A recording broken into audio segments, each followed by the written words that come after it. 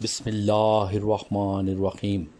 شروع اللہ کا نام لے کر جو بڑا مہربان اور نہایت رحم فرمانے والا ہے۔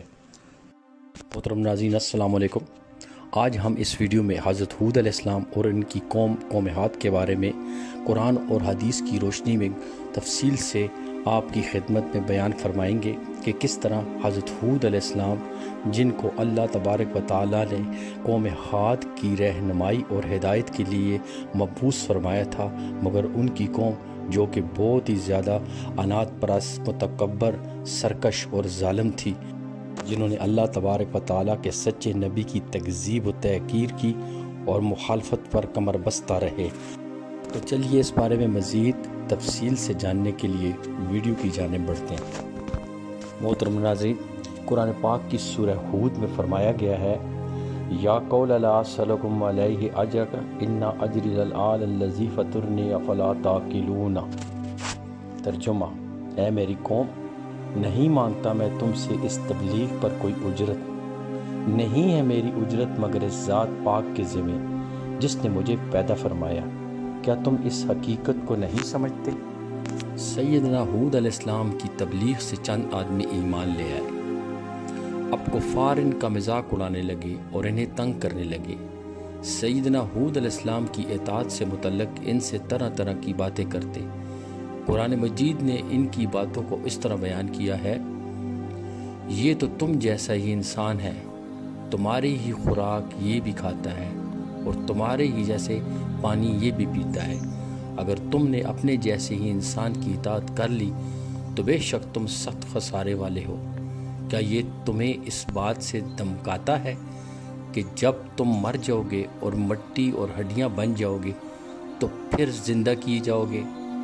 سیدنا ہود علیہ السلام مسلسل انہیں بتوں کی عبادت چھوڑ دینے اور ایک ہی اللہ کی عبادت کرنے لیے کہتے رہے۔ وہ ان سے کہتے، میری قوم، اللہ کی نعمتوں کو یاد کرو، اس کا شکر ادا کرو، اس نے تمہیں قد و قامت میں کس قدر دراز کیا ہے، طاقت و قوت میں تمہیں کس قدر زیادہ کیا ہے، اور قوم نوح کو تباہ و برباد کیا ہے اور غرق کرنے کے بعد تمہیں اس زمین میں جانشین بنایا ہے، رزق تمہیں دیا، فراوانی دی، لہٰذا تم اللہ کے احسانات کا پاس کرو، اس کی عبادت کرو۔ یاد رکھو، اگر تم نے شرک کو نہ چھوڑا، صرف اسی کی عبادت نہ کی، میری بات نہ مانی، تو اللہ کی طرف سے تم پر عذاب آئے گا۔ دنیا میں ذلت و رسوائی کے علاوہ آخرت کا عذاب بہت بھیانک ہوگا، ٹھکانہ آپ کا جہنم ہوگا۔ اس تمام تر تبلیغ کے باوجود وہ اپنی بات پر ڈٹے رہے۔ ان کا خیال تھا کہ ہم تو اتنے طاقتور ہیں، ہمیں بھلا کون عذاب میں مبتلا کر سکتا ہے۔ ان کی گمراہی کی انتہا یہ تھی کہ سیدنا ہود علیہ السلام کو للکار کر کہنے لگے، کیا تم ہمارے پاس اس واسطے آئے ہو کہ ہم صرف اللہ کی عبادت کریں اور جن کو ہمارے باپ دادا پوجتے تھے ہم ان کو چھوڑ دیں؟ لہٰذا ہم کو جس عذاب کی دھمکی دیتے ہو اس کو ہمارے پاس منگوا دو اگر تم سچے ہو تو۔ جب کوئی قوم خود عذاب مانگے تو پھر اللہ کا عذاب آ کر رہتا ہے۔ قوم ہاد پر بھی ابتدا میں اسی طرح ہوئی کہ ان کے علاقے میں شدید خشک سالی ہو گئی، مدت تک بارش نہ ہوئی، زمین کا پانی خشک ہونے لگا، کھیت خشک ہو گئے اور وہ سب اپنے بتوں کی طرف دوڑے، ان کو وسیلہ بنایا، لیکن بت بھلا کیا بارش برسا سکتے تھے؟ زمین کو زندہ کرنے کی طاقت ان میں کہاں تھی؟ خشک سالی میں اور اضافہ ہو گیا، کنویں سوکھ گئے۔ کافروں کی حالت یہاں تک پہنچی کہ وہ درختوں کے سوکھے پتے کھانے پر مجبور ہو گئے۔ اس طرح جانوروں کے لیے خشک گھاس بھی نہ بچی، وہ لوگ بہت زیادہ کمزور ہو گئے، بھوک اور پیاس سے مرنے لگے۔ یہ خشک سالی کافی عرصہ تک جاری رہی۔ جن کھیتوں پر وہ فخر اور تکبر کیا کرتے تھے وہی چٹیل میدان بن چکے تھے۔ اس طرح قوم ہاد کا غرور ٹوٹ گیا، اس کی طاقت خاک میں مل گئی۔ پھر ایک دن اللہ تبارک و تعالیٰ کا عذاب ان پر عجیب رنگ میں آیا۔ وہ شدید بھوک اور پیاس کی حالت میں تھے کہ اچانک آسمان پر ایک سیاہ بدلی ظاہر ہوئی۔ وہ اس کو دیکھ کر خوشیاں منانے لگے۔ ان کا خیال تھا اس بدلی سے بارش ضرور ہوگی۔ شدید ناامیدی کے بعد انہوں نے یہ امید کی کرن دیکھی تو اب وہ موسلادھار بارش کا انتظار کرنے لگے اور خوش ہو کر کہنے لگے یہ بادل ہم پر بارش برسائے گی۔ یہ ان کا خیال تھا۔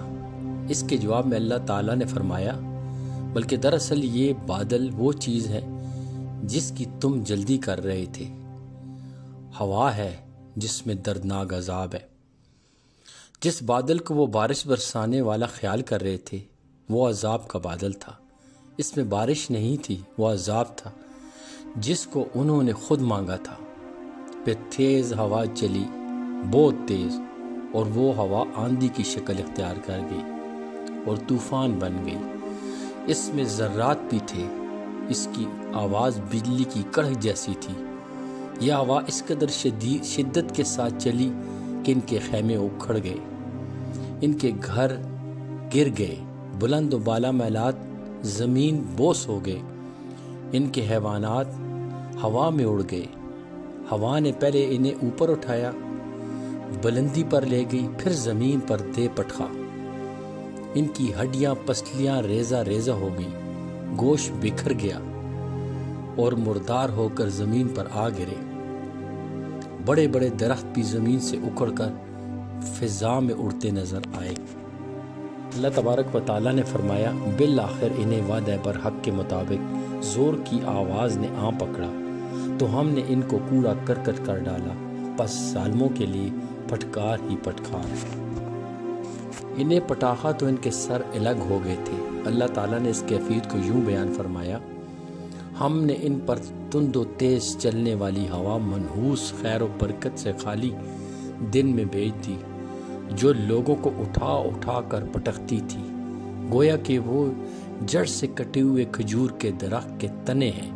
بس کیسی رہی میری سزا اور میرا ڈرانا۔ بس وہ منظر بہت ہولناک اور عبرتناک تھا۔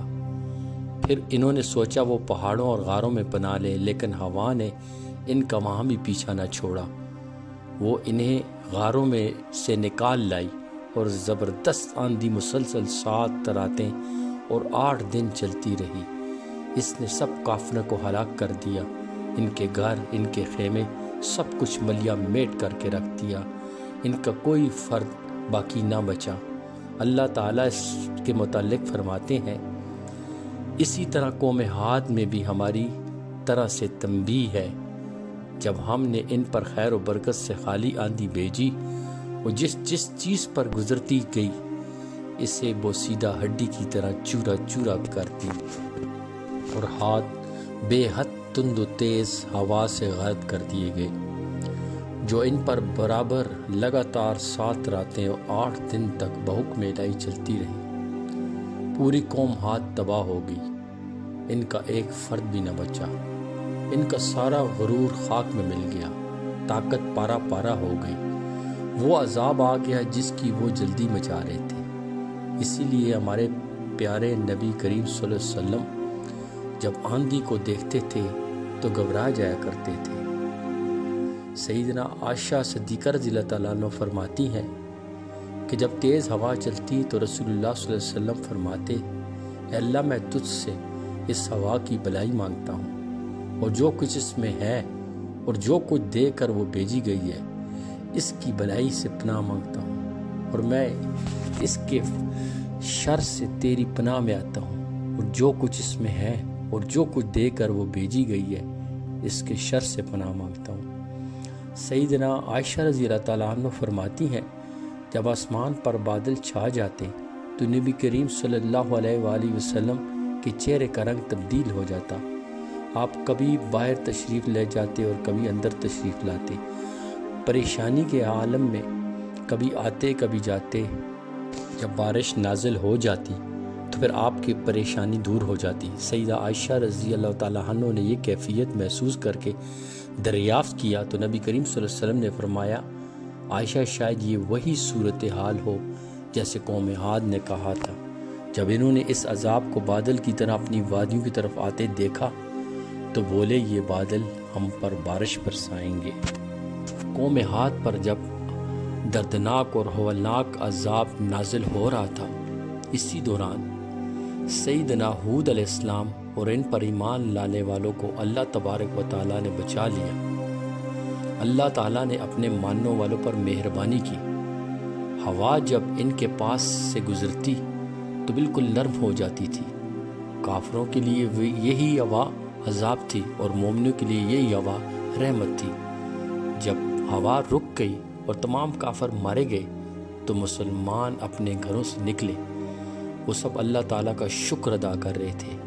اللہ تعالیٰ نے ان پر بہت احسان کیا تھا، اپنی حفاظت میں رکھا تھا۔ پھر سیدنا ہود علیہ السلام کے ساتھ تمام مسلمان حضرت موت چلے گئے۔ وہ وہاں جا کر آباد ہو گئے اور ایک اللہ کی عبادت کرنے لگے۔ ایمان کی دولت نے انہیں محبت اور پیار سے رہنے والا بنا دیا تھا۔